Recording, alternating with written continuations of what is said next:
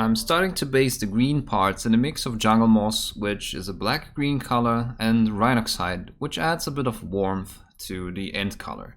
It just felt right to do it, and I liked the color more once rhinoxide was mixed in. And I don't have a proper reasoning behind this, however it did turn out to look good, as you can see on the helmet. There's a hint of the red-brown in the shadows, as well as on the feet here. I guess we could argue that a red in the shadows of green will always work because it's a complementary contrast, but again, let's not overthink it.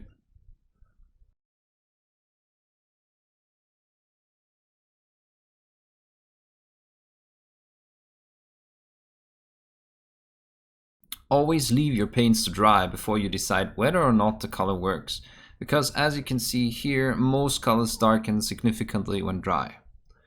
I'm adding shadow green to the mix as a first highlight step.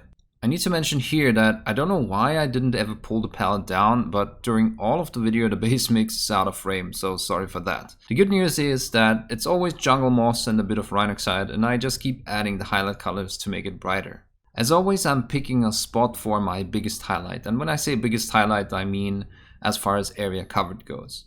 And I apply the first layer in linear motion. That gives me equal width of the reflection line as I apply it all over the length of the shoulder guard, and also good coverage. And as always, contrast first, smoothness later.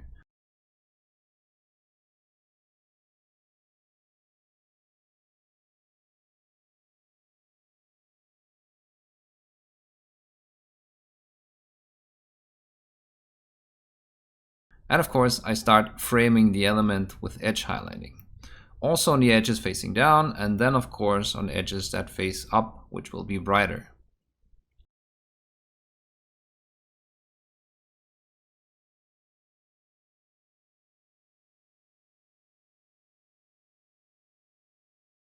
I quickly realized that these highlights needed saturation, so I mixed in flat yellow and I stuck to adding flat yellow as my highlight color from here on.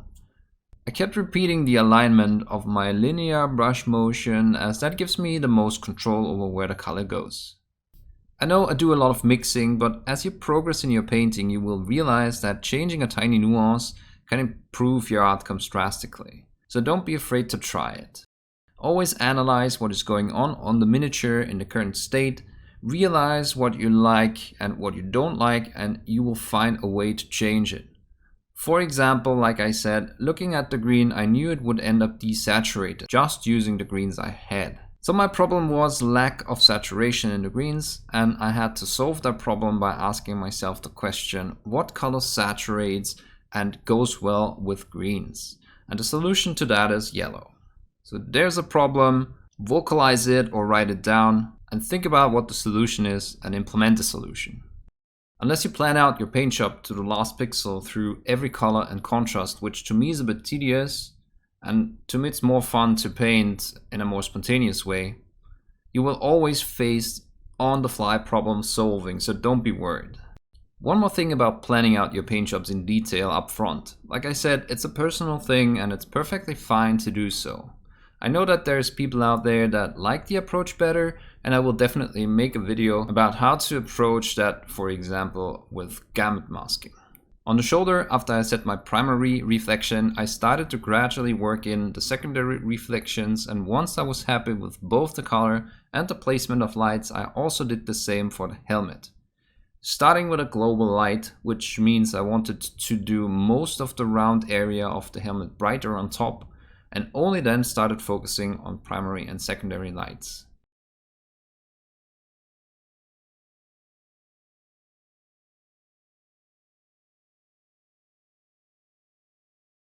The helmet has a really interesting shape, which means it's round on top and cylindrical towards the bottom, and it also has an aggressive V-shaped front, so lots of opportunities for adding contrast. Also, the hole in the front allows for a sharp highlight on the lower edge.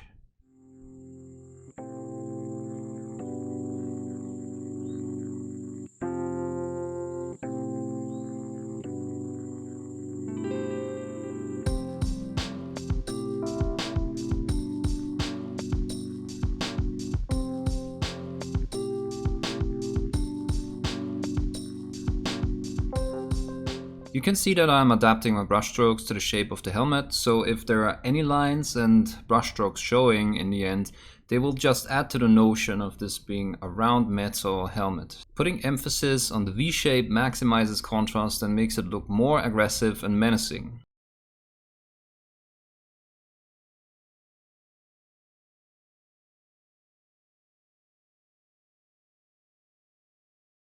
And back to emphasizing the round shape, basically I'm putting circles around the hole, at least upwards of it.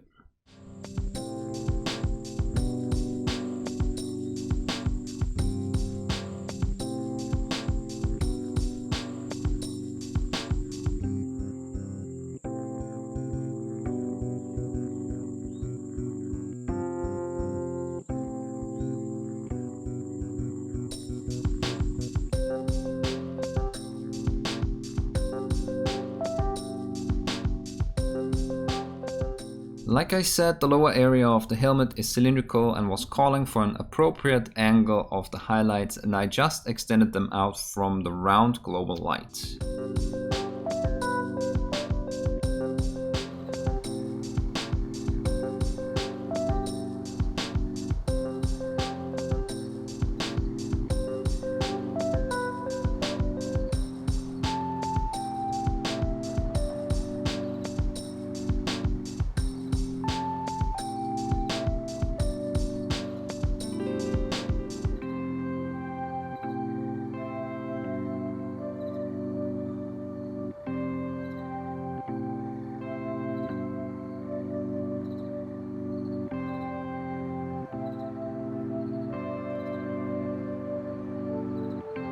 As always, to keep things coherent, I worked on the shoulder guard and helmet at the same time, sketching in all reflections.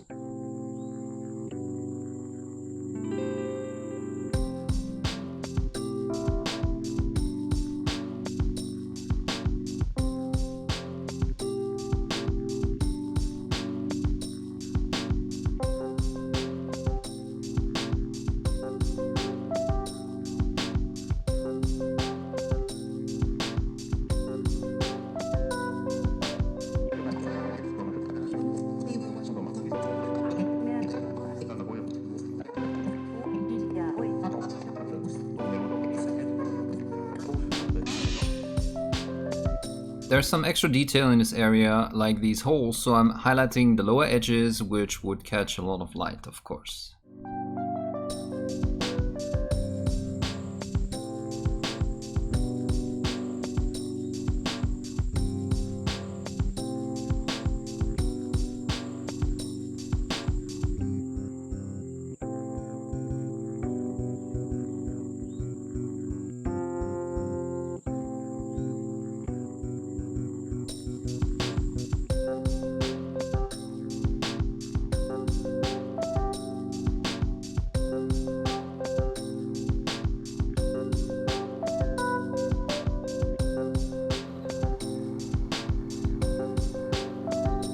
Adding more flat yellow, I added more highlights to the helmet.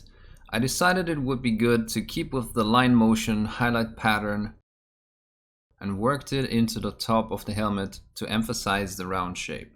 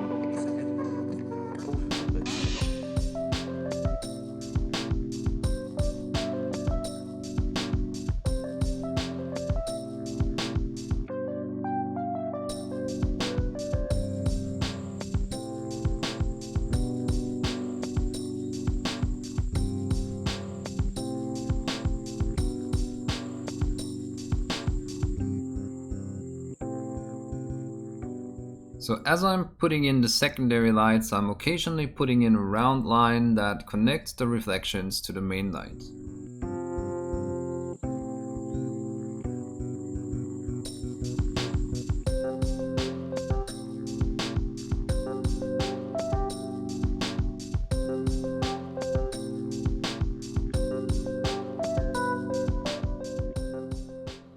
It's perfectly fine to extend lights or reflections if you feel like they are not covering enough space like I did here. Your paint jobs evolve as you work on them, and that's fine, especially as you are learning. You will not have the feeling for how far you need to extend a layer or how intense you need to go and so on. And again, I do it all the time and I'm an experienced painter, so don't worry about it. Just like on the other side, I'm adding a secondary light. You can probably do 4 or 5 reflections if you wanted to push it. I usually try to do 1 bigger one and 2 secondaries. A 4th and a 5th would make sense if this was maybe a complete sphere, for example, considering my spacing. Or if we wanted to do some bounce lights.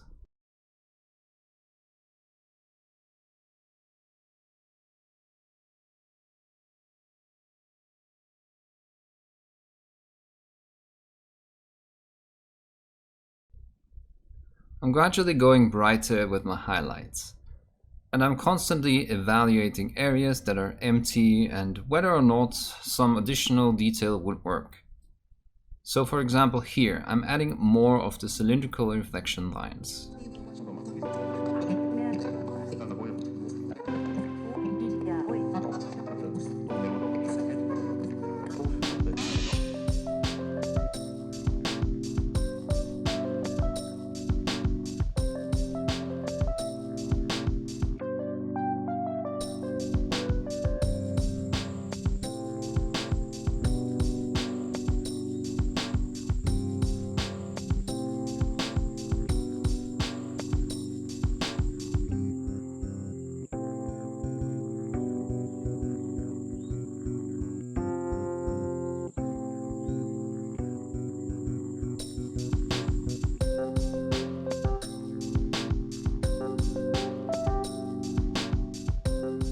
Constantly ticking the check boxes, highlights, outlines, edges.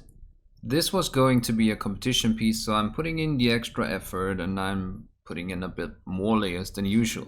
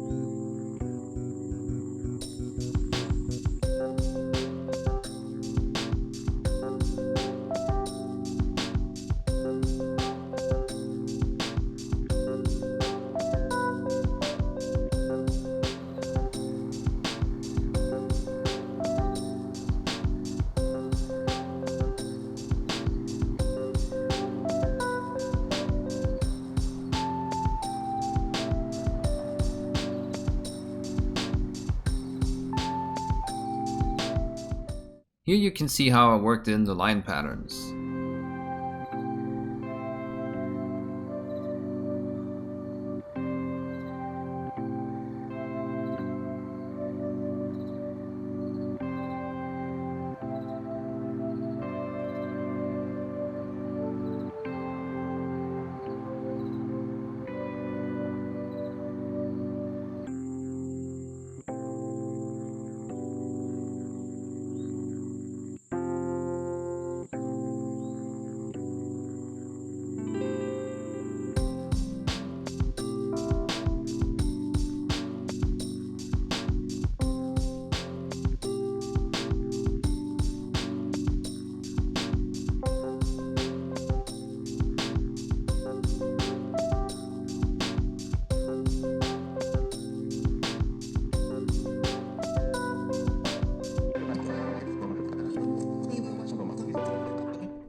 Clearly there was some space for additional reflections, so to make the shoulder guard more interesting, I added those in. It was fine to use the current color mix as these lines are thinner and we don't hold ourselves back by blending on crazy thin areas.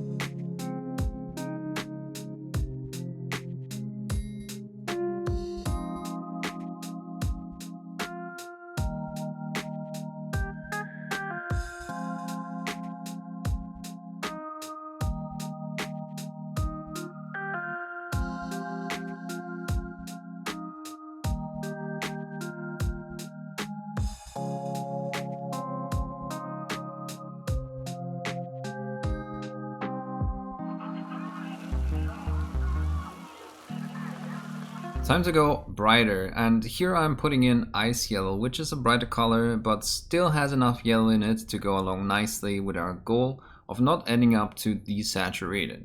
And as always, I'm starting with the brightest spot, the lower edge of the hole in the helmet. Let's continue to tick boxes, edges, main highlights.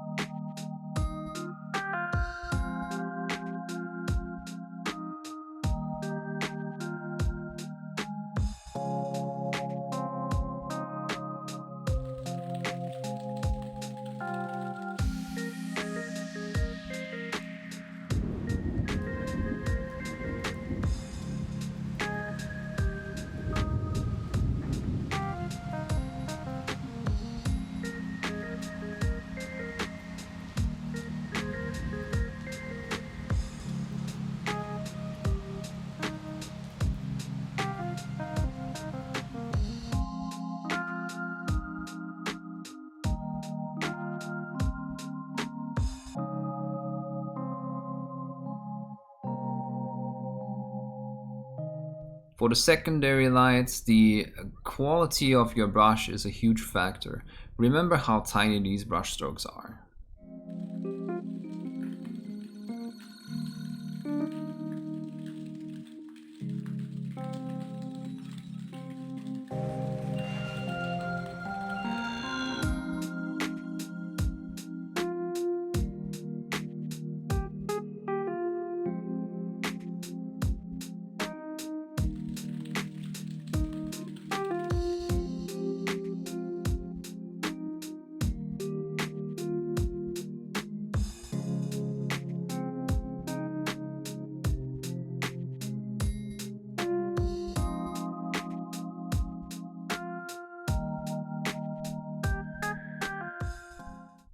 Here I'm extending this highlight again. I wanted it to be more prominent and catch the eye in the front view.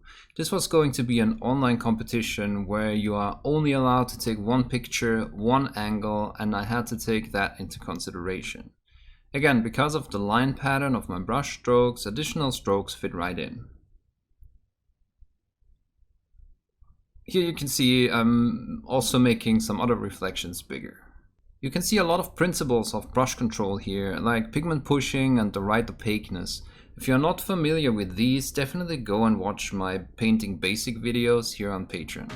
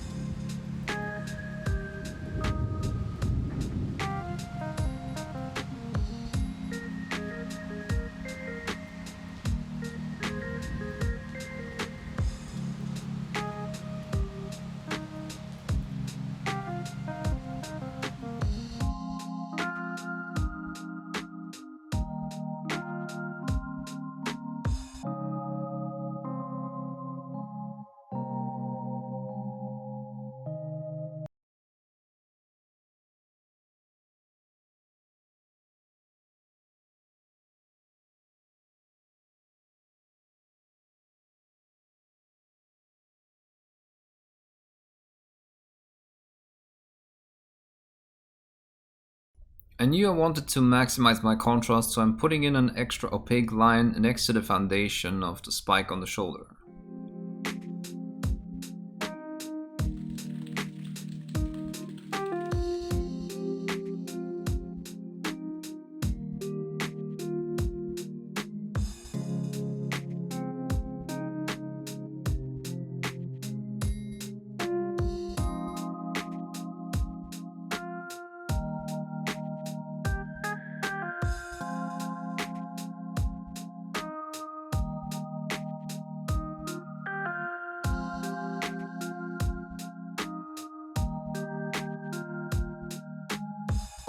The line pattern, the line motion in which I apply the highlights allows me to go back in with the midtone like here, where I am extending the width of this highlight. I just keep with the lines and add them in between or on top, and it works perfectly.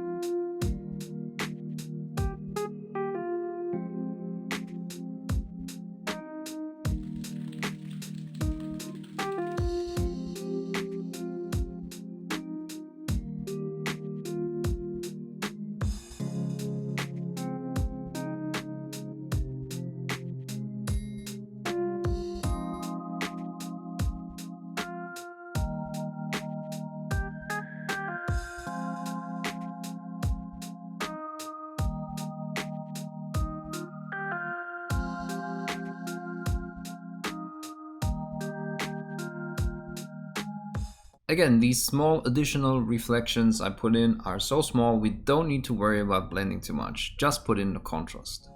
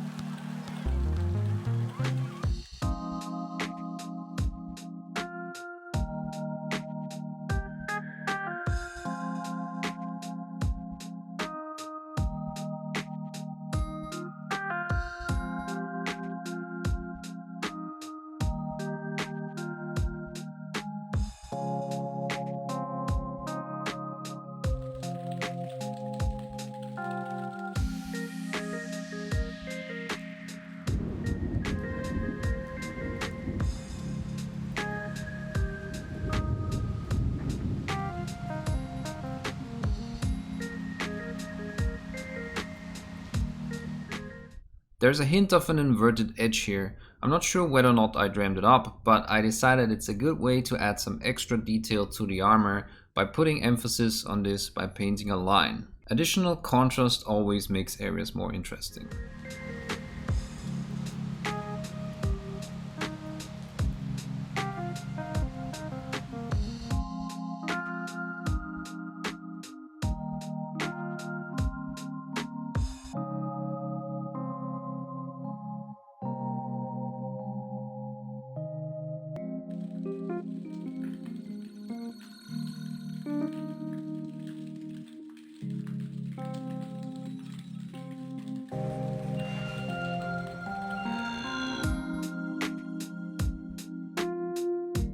Using pale lichen as a more desaturated cold color, I'm painting some dents to the lower edges of the shoulder guard.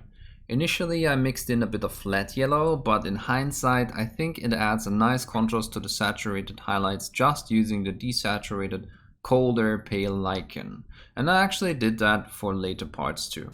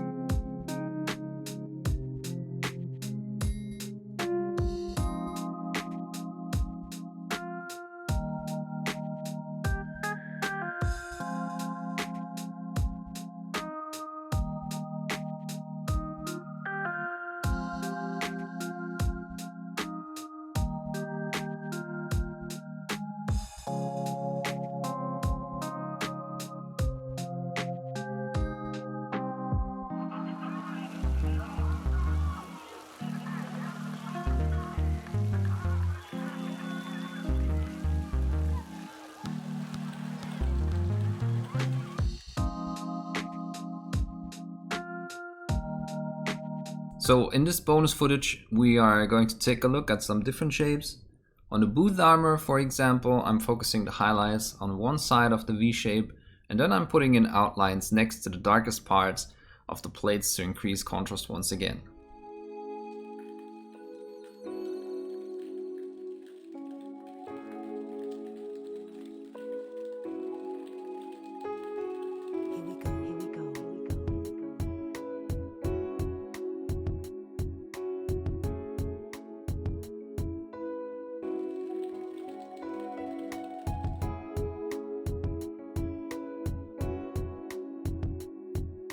Gradually putting in the secondary lights, and here you can see the importance of a brave, consistent brush stroke.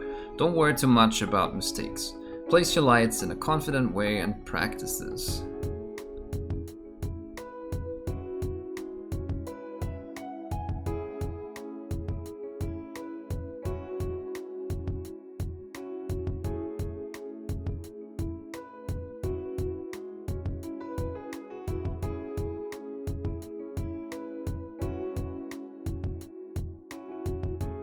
Gradually moving up the highlight gradient.